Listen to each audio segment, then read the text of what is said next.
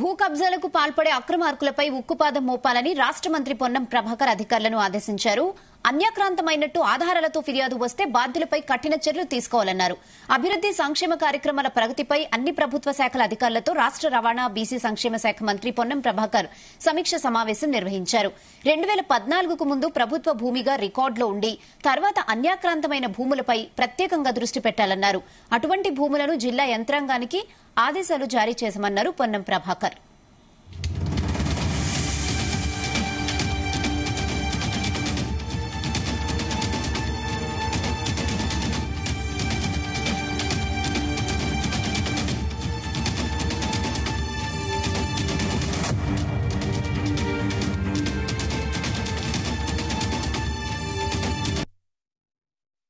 మీ అందరి భాగస్వామ్యంతో మీ అందరి సహకారంతో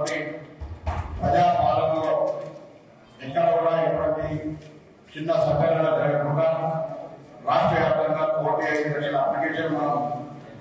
ఏ పౌరుల మీద కూడా రూపాయి ఖర్చు లేకుండా స్వీకరించగలిగిన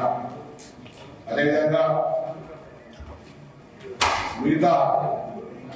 అనేక అంశాలకు సంబంధించి కూడా ప్రభుత్వం కూడా ప్రజాస్వామికంగా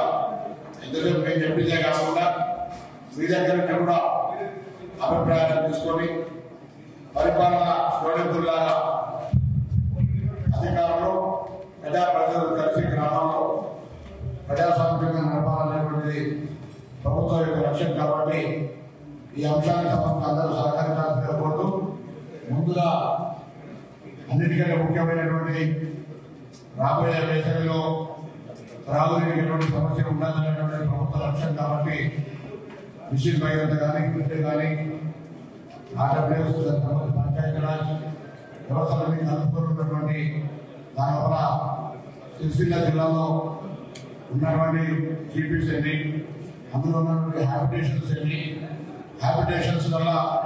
సోర్స్ పరంగా ఇబ్బంది ఉందా, స్టోరేజ్ పరంగా ఇబ్బంది ఉందా, డిస్ట్రిబ్యూటర్ సంబంధించి ఇబ్బంది ఉందా, 3 కేటగిరీస్ లోపల 3 స్టేజెస్ లోపల ఎక్కడెక్కడ ఇబ్బంది ఉన్నటువంటి ఒక క్లారిటీ ఇస్తే దానికి సంబంధించి ప్రభుత్వం ఏదైనా ఎక్కడి నుంచి అయినా ఉన్నటువంటి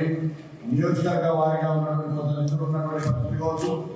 లేదా మిషన్ ఉన్నటువంటి నిధులు కావచ్చు, వాటన్నిటి ద్వారా సమస్య ఉత్పన్నం కాకుండా వచ్చేటట్టుగా ఆలోచనతో ప్రభుత్వం కాబట్టి నేను ముందు జిల్లా కలెక్టర్ ద్వారా మిషన్ భగీరథకు సంబంధించినటువంటి కన్సర్న్ ఆఫీసర్ను దాని మీద ఒక రిపోర్ట్ స్టడీ అంటే మొత్తం స్వరూపాన్ని చెప్పినట్టయితే సమస్య